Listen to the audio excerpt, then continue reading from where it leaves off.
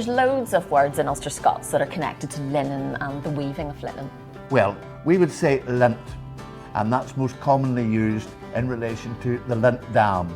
Once you've gathered the flax, you put it into the lint dam to let it rot, or as we say in Ulster-Scots, ret, and then it's prepared by gathering it up in stooks, drying and sending it off for processing in the linen mills. I've heard the word as well, Liam. I wanted to ask you about linen green. What does that mean? Well, after it's been processed through the factory, through the mill, linen was laid out on the greens to dry it and to whiten it a wee bit by bleaching it in the sun.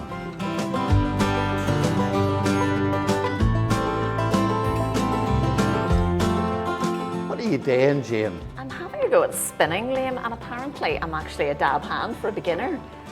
It actually reminds me of when I was in Londonderry, New Hampshire a couple of years ago, and they have a linen museum there that commemorates the Ulster-Scots migration back in 1718 when they brought their linen spinning and weaving skills over. And the linen those Ulster-Scots migrants wove was very popular in North America.